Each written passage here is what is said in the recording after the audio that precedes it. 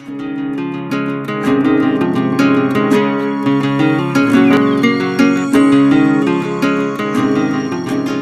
everyone, this is Baljinder Singh Rathore from London, immigration lawyer. As usually, we bring new topics to you, and today we are here to discuss about US immigration and EB5 program. And to give a detailed overview on this program, I have Dr. Tarun Dhir with me. Dr. Saab, first of all, welcome and hope all is fine. Moving forward, a brief introduction on EB5. Good. Thanks, Baljinder ji, to connect today. And then, yes, we are now looking forward for bringing in clients from all over the world on EB5 to US. And as most of the people are aware that Trump government had made the changes on EB5, they had increased the investment from $500 million to 900,000 USD. And with few more changes in terms of the eligibility criteria. When we say eligibility criteria, that is like the net worth and the incomes has to be considered, which was very different before the COVID or before the start of this financial year. Yeah, that would be my next question, of course, that what is the eligibility criteria regarding the funds, regarding network, education, or English or business experience. So in overall, what the client should be having before they think of applying for EB5? Yeah, that's a very nice question. So the most important thing is that there is no age bar for any client to apply for EB5. He can be of any age, but he should be a high net worth individual with a good business background or a good income from any other legal source in his native place. The income proof has to be very legitimate, and the paths when we bring in the funds in US on the investment of EB5 projects, it should be very legal. Number one. Number two, there is no requirements of English IELTS test for any client. There is no requirement of any education degree. Okay, so the best part is you invest in the regional center projects in US and you get conditional green card in 2 years after the investment. Yes, that's another way forward. Within 2 years, they get the green card. And what sort of investments they are doing, how secure is the investment, and what percentage of profit they are getting out of that investment? Okay.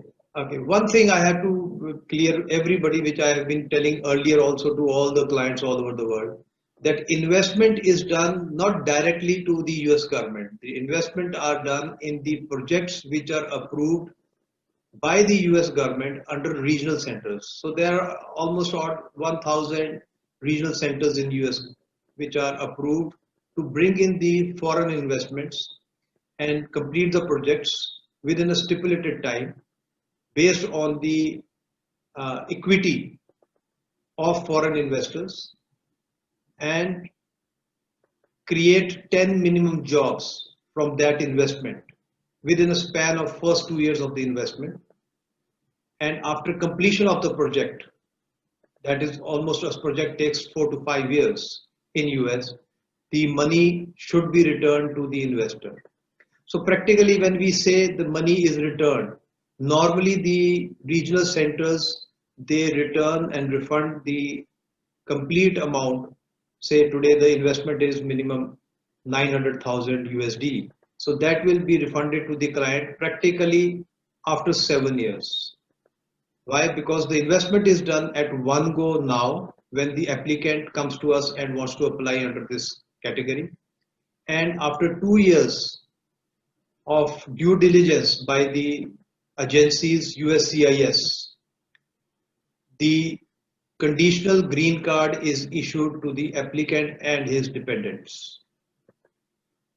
And yes, the returns, when you're talking about the returns depend upon the project to project. Few projects they offer 2%, few projects they offer 4% return per annum. But the return on the investment starts once the client reaches US on the conditional green card. So first 2 years there won't be any return. What is the processing time for this? I mean, for example, a client retained with us today, how much time will it take for him to move forward with this investment? Okay, so the moment the client is retained with us, from that day or practically from the day he has transferred the money in the project, that is 900,000 USD and 70,000 USD towards the administrative and other relevant fees, right? So once he's transferred this money, the process starts. We file in I-526. So we get the result of I-526 between 4 to 12 weeks after the filing. And once we get that, then thereafter we go in for I-826. So I-826 takes around almost a year.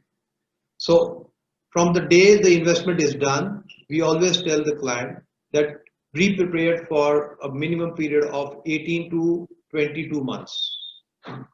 So once the conditional green card is approved, he gets 6 months time to fly into US. So once he flies there, then thereafter he has to register on the as we call in UK as NHS. So there we make the medical insurance and all cards, and then he is free. The best part in EB5 is that a client doesn't have to go to the same place where the investment is done on the project. He is free to work, he is free to do anything, he is free to invest more money for his own new home or any other business in US wherever he wants to do. Because this money, what he's invested in the project, is a part of his green card process. So he gets... regarding that employment of 10 local citizens, who take care of that? The investor or the company itself? They take care of all those. Yeah. So the regional center, which is taking care of the project, it is their duty to see to that against each investment of this 900,000 is taking care of the employment of 10 US citizens in the project, because the second process of I-826 establishes and confirms. When I say due diligence is done, right? So in the due diligence process, USCIS physically checks that the project is already running and the people are on the board, and the accounting is maintained by the regional center, wherein they prove that the funds have come legally, as well as the project is moving there and the people are on board and are being paid against the amounts which have been taken by the foreign investors under EB5 category. Dr. Saab, before the person makes his mind of doing the investment, they might want to have a physical look at the projects. Would there be any possibility for them to visit US before they actually invest the money? Yes, very good question. So these days all HNIs are having valid visas as a tourist visa, which is we normally call B1, B2, right? So mostly everybody has B1, B2 who's a HNI in his native country, whether he is in India or he is in any other Asian country or any other global country, say Europe and UK also. I mean, even if they don't have that visa, that we can also assist in getting that. So yes, we do once we lock in the client and we retain the client. So after taking the small amount, because we need to go sign into an agreement, because the invitation has to come from that very project, from that regional center or the project. For example, there is a project going under regional center for a Hyatt group of hotels, right? So the invitation letter will come from Hyatt group of hotels, or we are going in for a JW Marriott hotel, right? So there can be anything, right? So the invitation will come from that very project, against which embassy, yes, because there is a contract in place and the retaining amount is in place. Obviously, after that, there is a visit made by the client willingly. If he wants to do that, he's most welcome. We show him the project for 2 or 3 days. We take him around to the place, and then balance amount he can transfer in the escrow account once he's back home. So lovely. So that means within 2 years, the green card is approved and the individual Conditional green card. So Conditional green. okay. So when you say family, who are the family members included in the family? Okay. So say the primary applicant, spouse, and the children up to the age of 18 are part of this file by default. And if the kid is still studying above 18, dependent on parents, can he be? No. Then there is an exceptional case wherein USCIS has got the power to take the decision. If supposing the child is 20, but the study is continued, there is no break in the study, and it is proved, we do file the case, but there's a catch in that, because they have very clearly mentioned about the age 18, right? So if he is between 18 and 19, that can be considered, but we have to understand one very clear thing. For that, we do not confirm and commit to our client. Why? Because USCIS is the last authority to take the decision on that. Anything you want to give a final point of view on this EB5? What your message to high net worth, I would say, immigrants who are looking forward to move towards USA? Your final words.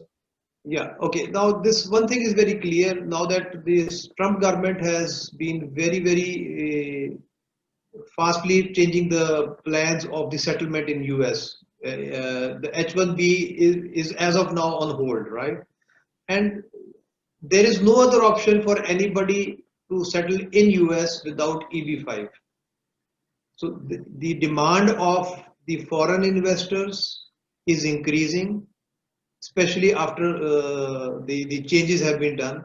And most likely, if you ask me honestly, if this program goes in for a good boom after this break of COVID, the US government may increase this amount from 900,000 to 1.8 million.